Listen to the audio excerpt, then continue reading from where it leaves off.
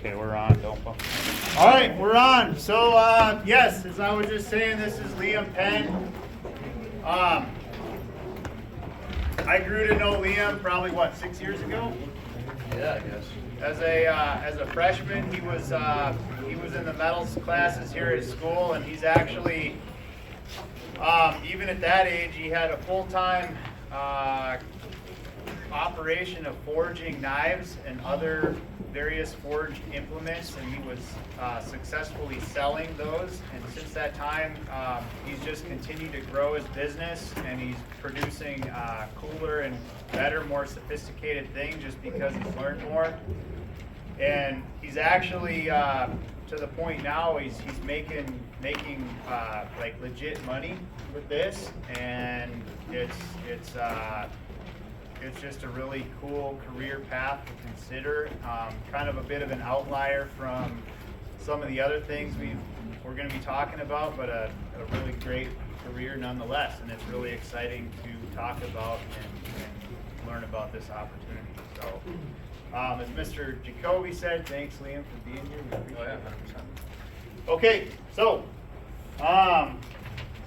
basically, can you explain to the kids what forging even is? I think a lot of kids don't even know what forging is. Okay, so I guess the main principle of forging is the idea of moving metal using heat and pressure. In some ways, steel moves and behaves very similar to clay when it's hot. You can mold it, you can shape it, just the tools are a little different. You get your steel hot, you can move with hammers and different tools, stuff like that, to make whatever shapes you want. I mostly make knives and other blacksmith forged things, and it's a lot of fun, but I don't know, everybody kind of does things differently. I like swinging hammers, it's a lot of fun. Yeah. So, I don't know if I have anything over there. So can you explain, like, there's a stereotypical kind of image of a medieval forger person up and through even the cowboy days. Can you maybe talk to them about maybe the medieval look of a forger and then moving up into cowboy time? Sure. So back in the day, the blacksmith was one of the most important parts of any village or town or whatever, because pretty much everything everyone uses is made by the blacksmith, or is made with things that the blacksmith made. So very important, very prestiged and important. You know, all horses need to have shoes in order to do things, made by a blacksmith. You need a knife, because everyone needs knives, right? Blacksmith makes the knives, swords, armor, all of it. So historically, throughout time, blacksmiths have been very important, and it's a craft with a lot of, I don't know, time behind it and a lot of figuring things out that's happened. And just throughout time, that's changed.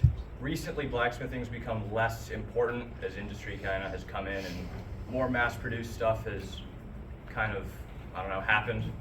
But it's never really gone away. There's still things that a blacksmith like me could do that can't really do on a machine or with anything else. I can make things fully custom. I can do stuff that no one else can really do, which is kind of neat.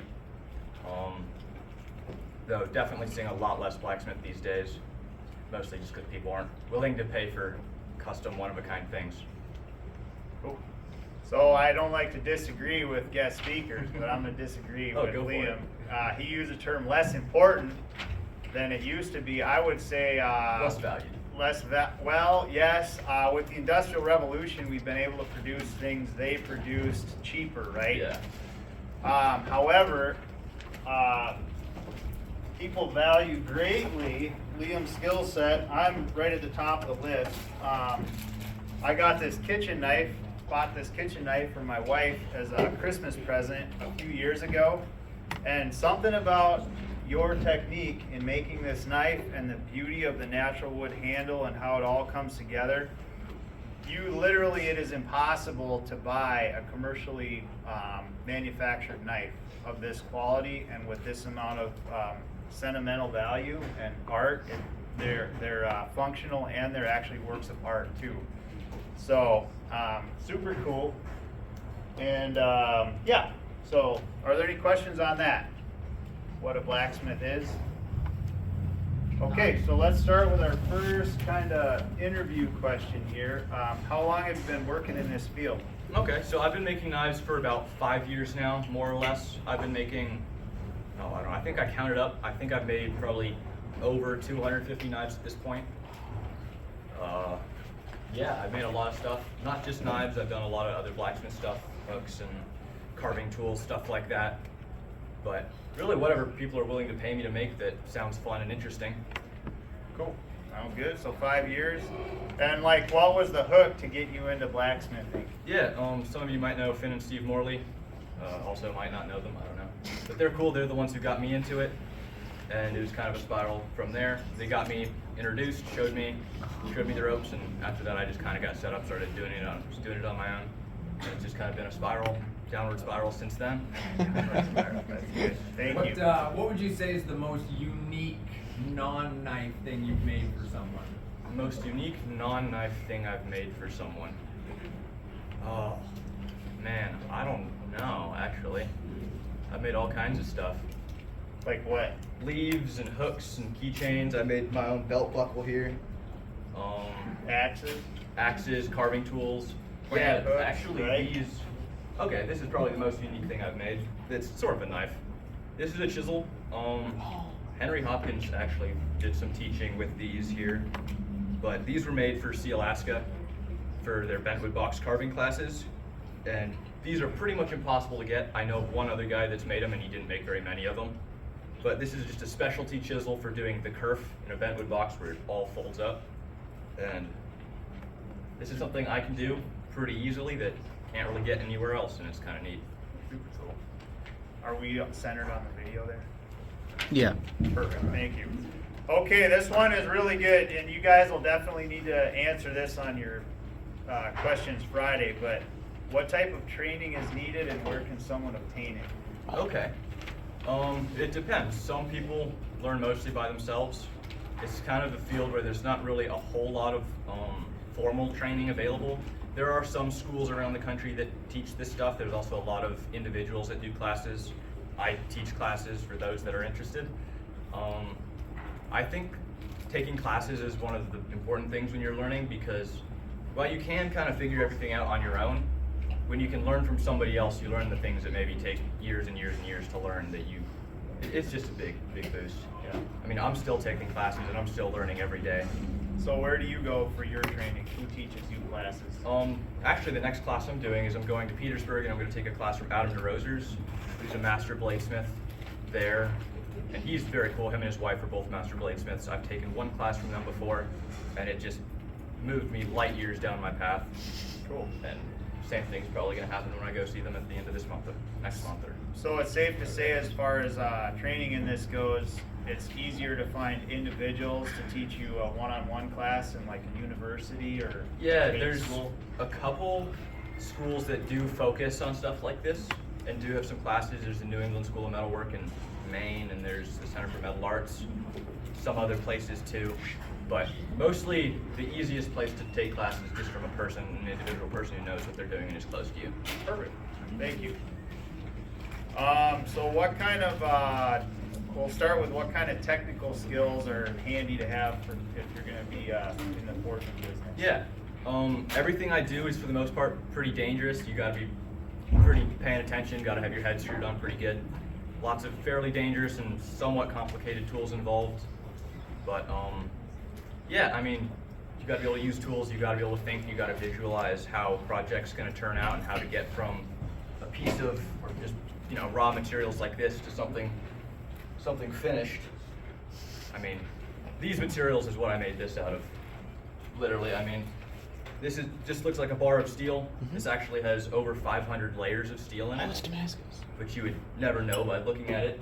But in the final piece, you can see it all. It's all there in the steel.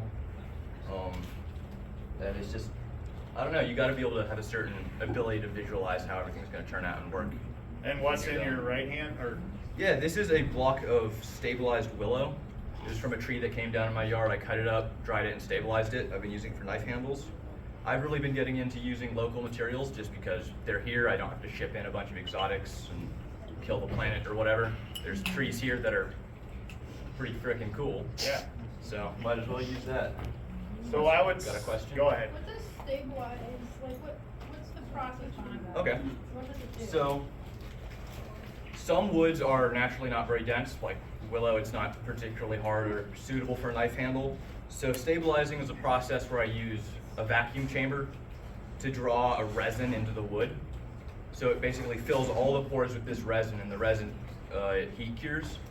So basically I'm soaking the wood and filling all the pores with this resin, and then it cures and hardens up. So it doesn't absorb moisture or crack, expand, any of that. It just basically behaves like a plastic, but it still looks like wood. Big It's step. it's a pretty neat process, and it was a big step up for me because before I got set up to do it, I had to ship wood out and I had to pay somebody else to do it. And it took forever, and I didn't really have a hand on the process. So I don't know, sometimes things went right, sometimes they didn't. But doing it myself, I can make sure it's right every single time. So I would say definitely, whether you'd want to admit it or not, there's definitely a lot of science that goes on with you. There is. Yeah. I mean, a lot of the stuff has already been figured out, so I'm not necessarily having to figure out all the math for everything. For some things, I can kind of just go off what other people have done. But there's definitely a lot of trial and error in figuring out what works for me and what doesn't, because everyone's setup's different, so everyone's process kind of has to be a little bit different. Sweet. Question? Do you still ship in the metal? Ship in the metal, I do. Yeah, I've got a couple different places I like to get my steel from. I like to get fresh, new steel where I know what it is. Ideally, I even have certificates from the factory that tell me the composition and the tolerances and the specs of everything, so I know what I'm actually working with. Just because the more accurate I can be with the actual chemistry of the steel, the more accurately I can heat treat it and predict how it's all going to turn out and work in the end. Cool. So I know steel itself is an alloy, but there's several different types of steel. Tons. What kinds of alloys do you like to use? Okay. Hold on. So just for the video, in case the video can't hear, the question is what type of alloys does Liam use? Is that correct? Yeah, so an alloy would be a mixture of different metals and elements that change the properties. So steel at its base is just an alloy of iron and carbon. The steels that I'm generally working in tend to have about 1% carbon. Generally, I have some alloys that I like more than others. I don't know, they've got names. The names are just numbers mostly. But there's definitely different steels for different applications, and there's some steels that are better for knives than others. And I get all my steel shipped in generally in bar form that I can forge down into something else. And then I do make some of my own Damascus steel with layers and whatnot, but that's all still starting out as just different types of steel that I can layer together and manipulate to get a cool pattern out of. Thank you. Another question? Where do you do your blacksmithing? Yeah, my parents' garage. It's great. So basically just out North Douglas, I've got friendly neighbors. They put up with the noise and the, I don't know, toxic fumes and I've seen his shop. chaos. He packs a lot into a small footprint, and Yeah, it's there's awesome. There's a lot of tools There's there. a lot of cool stuff. Another question in the back? What's the biggest thing you've ever made? Biggest thing I've ever made. I've done a couple swords. I was just working on a big old sword that was like 4 feet long, but I broke it.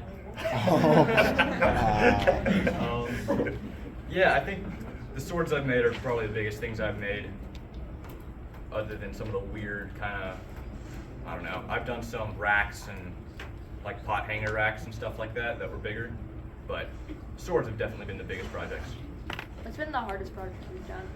Hardest project I've done, probably the sword I broke. It had this really weird, wacky bolster to it, just like the transition from the front of the handle to the back of the handle. Had this steel bolster that was forge welded on. It had all these weird curves to it. That was interesting, and it's just this massive sword. And it's so hard to work this thing because it's 4 feet long and it's really thick. So when you get it up to 1800, 2000 degrees and you pull it out of the fire, the first thing it does is just flops over. It just can't hold itself up.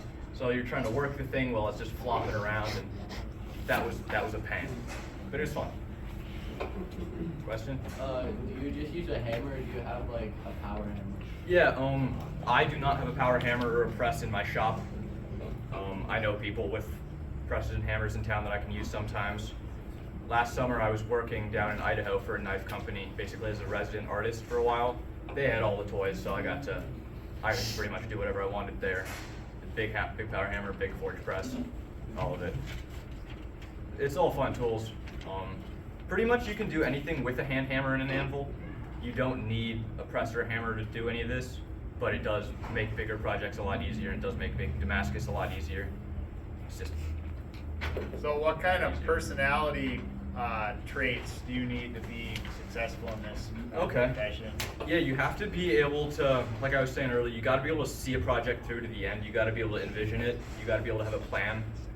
You have to have a certain just determination to get through it and have patience, because the more time you put into the details, the better everything turns out. I'm not a very patient person. I struggle with this a lot, but yeah, just being able to kind of focus and pay attention and grind through some stuff, even the less fun aspects of it, it's all important. Appreciate it. We had a question here, and then we'll take that one. Do you ever use an induction heater? Induction heater. I don't have one. I would really like to have one. I've never used one though. It seems like the sort of thing that would be indispensable for like the couple times when you really want it. I think when you want to use an induction forge, there's nothing that's going to be as good as that. Just because you can isolate, I mean, for those that don't know how it works, basically what it is it's a coil that you can put your steel in, and it uses induction to heat it. It's pretty magical, really. You can just stick a bar of steel and it just gets hot. Heat up wireless charger. It's very interesting, and you can do some pretty neat stuff with it just because the way it can heat just one very small section. You can do some pretty neat stuff. Are they expensive? Yes. How expensive? Depends. This is actually a question on our assignment. I So don't know. tools you need, so induction. Induction forge is a bucket list tool. Okay, so Definitely don't need one of those, but they're we're sort very of cool. jumping around with our interview, which is fine, but tools of the trade. So we got on our wish list an induction forge, correct? Yeah, What other tools do we use I'd say, commonly? yeah, the basic tools that I need to do my job would be a forge. I use a gas forge mostly, a propane forge. I also have a coal forge, which is fun, but I don't use that as often. You need a forge, an anvil, a good vise, hammers, tongs, lots of little hand tools. I need a drill press for what I do, and a belt grinder. I have a really nice belt grinder, variable speed. It can run whatever different grit belts I want. I've got all kinds of different attachments for it. It makes everything a lot easier, and it's way faster than having to file everything. And that wouldn't be very much fun. But Good they on did it back video in the day, so I mean, it can be done. One in the back there? How much does a bar of like steel cost? It depends on the alloy. Let's see. I just bought a couple 4-foot bars of 52-100 steel for making carving knives. That was a couple $100. Steel's fairly, I mean, that doesn't make it sound like steel's cheap, but steel's fairly cheap when you think about how much you actually need for a knife. The actual steel cost per knife isn't very much, probably just a couple bucks, $5-10. But shipping things here is also kind of a pain.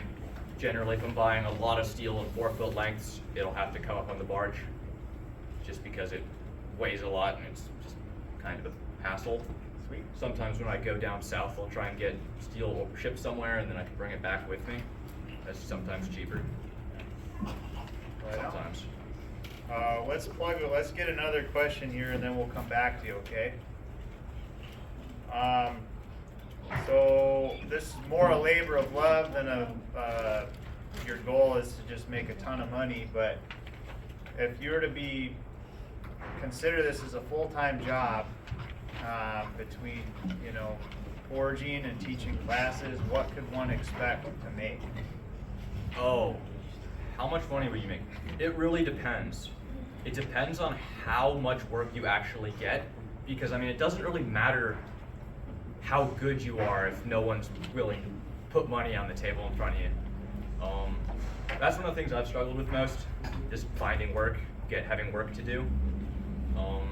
So it really depends. If you can get to a place where everything you make can sell, and maybe you're doing a lot of classes generally tend to pay better than anything else. I don't really have a yearly salary number, but it just kind of depends on how much you're willing to grind and how much people want what you're doing. Cool. So it could be anywhere from zero monies, negative monies, which is possible, right? I've been there more than I haven't, Right. But no, yeah, this year and last year, especially last summer, working for an actual company, doing basically what I do now, just for somebody, I was making good money down there. Of course, I spent it all because I'm irresponsible, but. So Liam, last summer, correct me if I'm wrong, but you were working for a place in Idaho, Yep. and they were selling your knives for a pretty high dollar in like Yeah. kind of the affluent Jackson Hole Yep. area and places like that. Their main store was in Jackson Hole. I was getting probably around $1,000 a knife, sometimes more. They were selling for a couple grand in the store. And that was pretty simple stuff I was making. My buddy Jack was making knives that were selling for tens of thousands of dollars. Yeah. And I mean, the guy I'm going to take a class from in like a month or so, Adam DeRoser, him and his wife make knives that sell for hundreds of thousands of dollars or tens of thousands of dollars. So I mean, there's really no upper limit to how much you can make off a single thing. Or lower limit. Right. Yeah. Yeah. Pretty much. Okay. Super cool. And you can always make it fancier. Questions? All right. Here. What's the most you've ever made off one thing, and how much did you spend on it? Okay. Let's see. I made a sword once. I think I made $2,500 off it. That's probably the biggest single thing I've sold.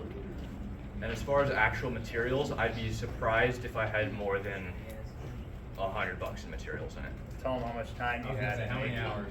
I don't have an hours number, but weeks and weeks and weeks. Exactly. It's a lot of time. A lot of time. Yeah. How do we get knives from you? Like, how do we like request a knife made? Yeah. Let's see. I don't have cards. We'll or write it on anything. the board. You gotta. Yeah, there we go. Yeah, we'll write it on the board after this. Check me out on Instagram. Send me a DM. What is your Instagram? LJ Penn. I think there's an underscore somewhere. I don't know. At the end of class, I'm you not guys good at can get your computers. phones out and we can go through all this. So, contact info. At the all end that. of class. End of class, yeah. All right.